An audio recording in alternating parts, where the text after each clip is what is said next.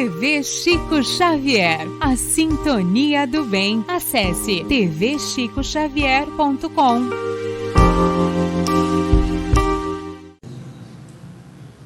Então, nessa noite de hoje, com a tarefa dos esclarecimentos do Evangelho, está o nosso irmão dos caravaneiros do Evangelho, não é isso? Davi Falcão, com o tema A Fé. E aí, passa a palavra para o irmão. Querendo cair aqui. Precisa enganchar, Ivan, tá bom aí. Boa noite a todos. Deixa eu girar aqui meu material. É uma alegria imensa estarmos aqui novamente, né? Os caravaneiros do Evangelho, na figura de Edmiro Carneiro, de Ariosvaldo Pereira, Ivan Farias e de Davi de Jesus, e vamos na palestra de Davi Falcão. Tudo bem, é meu sobrenome também, né? Então, agradeço a Deus por estar inserido num corpo físico, agradeço a espiritualidade dessa casa que nos dá a oportunidade, através da direção, de podermos, aos poucos, angariar recursos de pagar, de quitar os débitos do pretérito, débito delituoso que temos, porque todos nós que estamos hoje encarnados no planeta, não estamos aqui porque somos espíritos perfeitos, mas estamos aqui porque somos espíritos endividados. Então, não tem ninguém santo nesse planeta, mas temos aqueles que já chegaram à doutrina espírita e que têm alavancado pelos espíritos e pela codificação esse candeeiro, iluminar o caminho. Compete a nós fazer bom uso dele para podermos caminhar, como diz o Evangelho, entre as sarças e os espinhos, mesmo ferindo a epiderme, que a gente possa se manter no caminho reto, na retidão do caminho, graças à codificação espírita trazida por Kardec. Então, meu boa noite a todos, não só os encarnados, mas aos desencarnados presentes, que sempre não só nessa casa, em todas as casas, muito maior do que os encarnados presentes, né? Então, hoje venho falar dessa necessidade que é fé, né? E uma palavrazinha tão pequena, mas tão difícil, né? O Evangelho nos esclarece que a fé, ela não pode ser imposta, não tem como você impor fé a ninguém, nem tampouco pode ser sugestionada. A doutrina espírita é uma fé raciocinada, é uma fé alicerçada na razão, na lógica, e não poderia ser diferente. Não é porque Davi vai falar hoje aqui que eu estou dizendo a verdade. Cabe a todos vocês que estão me ouvindo verificar a verdade em tudo que tem da codificação, se eu falo condizente com aquele que Kardec nos deixou para podermos trilhar esse caminho. Para a gente poder iniciar, vamos à descrição de fé no dicionário, né? No dicionário nos diz que fé é adesão absoluta do espírito àquilo que considera verdadeiro. Então, para eu ter fé em alguma coisa, eu tenho que considerar aquilo verdadeiro. Então, eu só posso ter fé se eu acredito que realmente aquilo é verdadeiro. No sentido religioso, sentimento de quem acredita em determinados ideais ou princípios religiosos, que é igual à crença. Então, fé e crença são sinônimos, né? Terceiro ponto é religião e culto, ou seja, ele dá dois exemplos, fé cristã e fé islâmica. Outro termo religioso, uma das virtudes teologais, a fé, a esperança e a caridade, ou seja, nos traz aí um tripé para essa situação. E o ponto quinto, estado ou atitude de quem acredita ou tem esperança em algo, que é igual a confiança. Então, a gente já tem fé, acreditar e confiança como similitude, né? Então, não pode ser confiança e esperança, diferente de ceptismo e de incredulidade. Tem também o item 6 na descrição do dicionário, que fé é fidelidade. Esse termo fidelidade é bastante conflituoso, né? As pessoas costumam colocar aqueles adesivos nos para-brisas traseiros do carro, que Deus é fiel. E na realidade a gente tem que entender que fidelidade é um atributo do homem, é uma necessidade do homem. Quem tem que ser fiel somos nós. Deus não tem que ser fiel. Deus é Deus, Deus o é.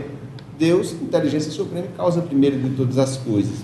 Mas o homem tem essa necessidade de personificar a criatura de Deus, esse ser divino, né, intangível, imaterial, o qual a gente não pode, além do que já foi citado hoje, os próprios Espíritos nos esclarecem na primeira pergunta do Livro dos Espíritos, né? O que é Deus, inteligência suprema e causa primeira de todas as coisas. Não adianta a gente ir além disso, porque a nossa razão não consegue alcançar. Então, essa nossa fé, ela é alicerçada em Deus, esse ser abstrato, que aí cria toda essa polêmica sobre essa questão de fé, né? E fé, também o item 7 do dicionário é prova, e o item 8, que é o último, testemunho autêntico dado por oficial de justiça, ou seja, o oficial de justiça ele dá fé, ele dá veracidade, né? Então,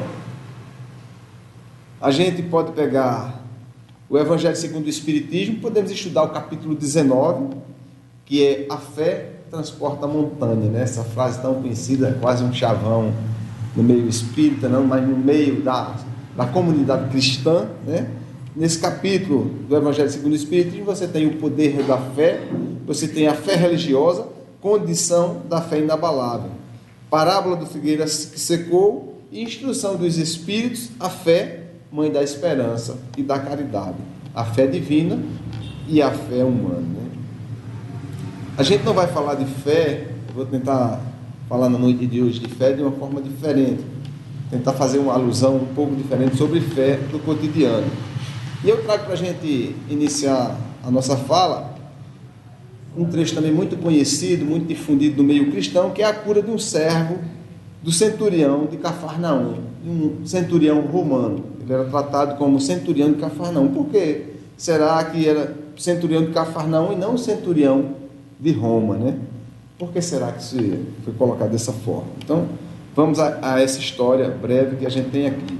A cura do servo do centurião de Cafarnaum, com apenas uma palavra de Jesus, é mencionado no texto do livro de Lucas, capítulo 7, versículos de 1 a 10. Eu estou citando aqui as partes evangélicas que vocês podem posteriormente conferir. Vai ser difícil, eu sei que eu vou citar vários textos que vocês poderem gravar todas, né?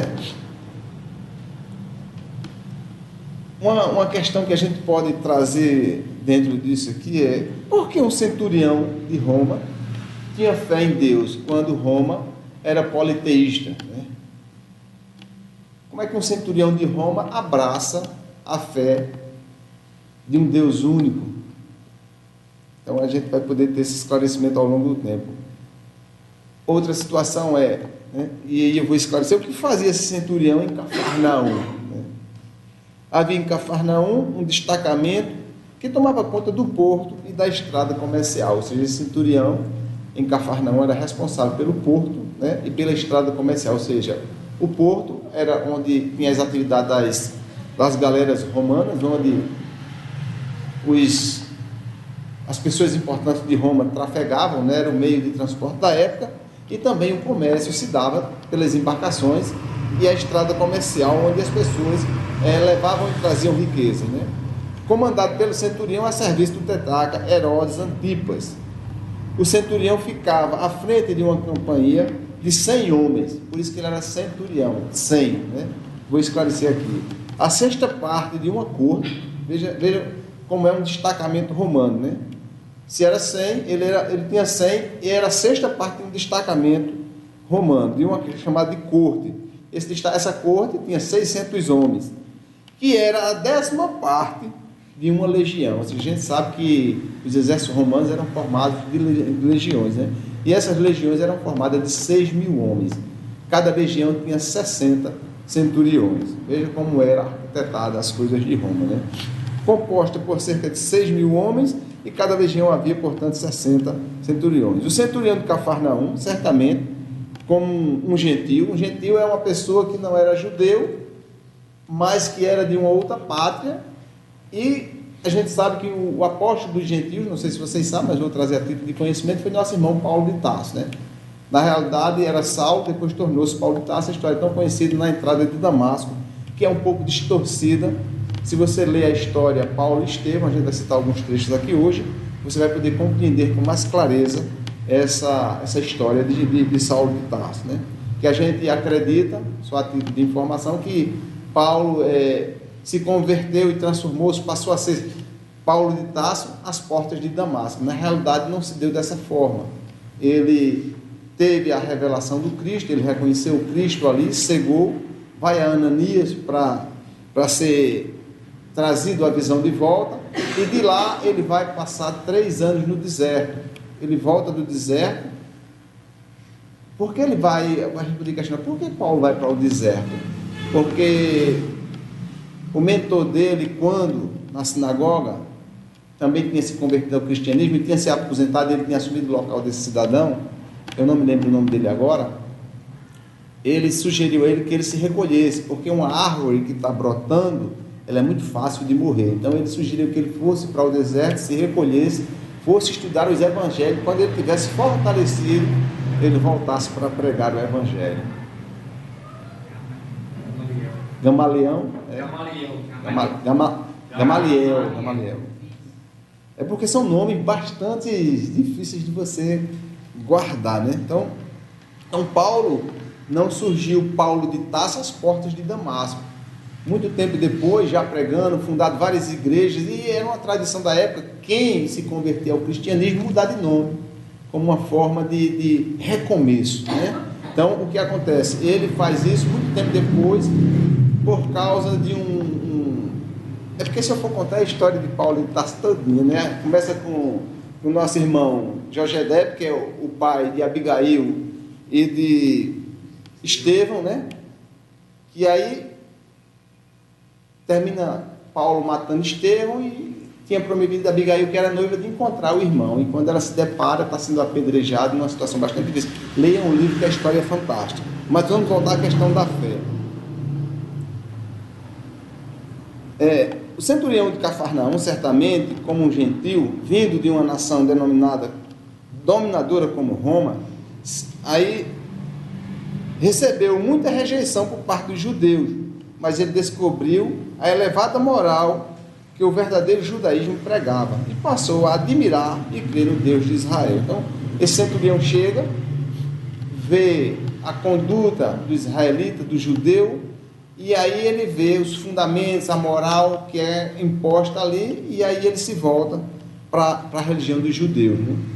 Para a gente poder entender um pouco a religião dos judeus, entender um pouco também dessa história, voltando ao livro de Paulo e Estevão, Jochedebe, que é pai de Abigail e de Estevão, para a gente poder entender o poder dominador de Roma, Jochedebe perdeu, ele era dono de muitas terras, e ele perdeu tudo. Roma chegou e tomou, ele ficou apenas com um sítio.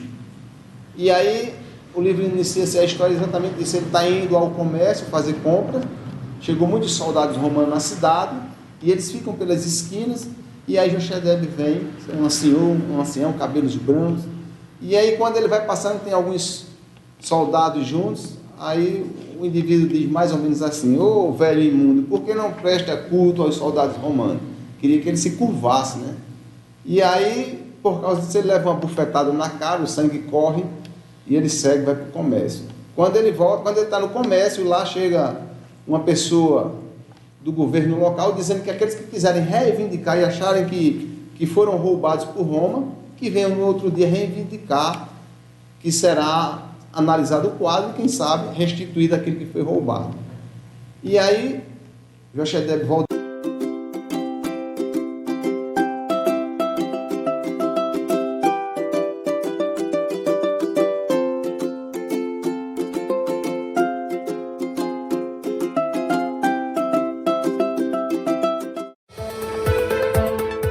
Baixe o aplicativo da TV Chico Xavier. É grátis. Faça o download agora mesmo e acompanhe a nossa programação. Acesse Play Store ou Google Play na versão Android e Apple Store na versão iOS.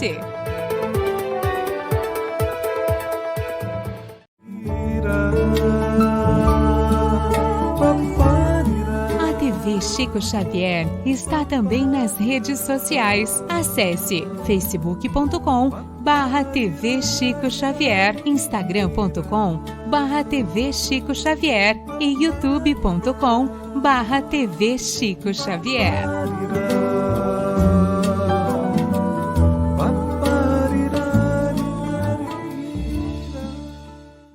Espírito de amor, Francisco Cândido Xavier. Faça uma doação e ajude a divulgar ainda mais a doutrina espírita. Nosso conteúdo é gratuito e sempre será. Acesse tvchicoxavier.com e contribua.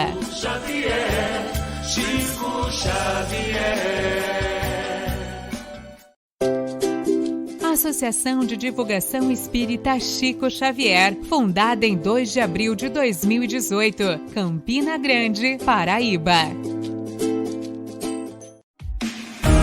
Associação de Divulgação Espírita Chico Xavier, mantenedora da Rádio e TV Chico Xavier, além dos perfis nas redes sociais.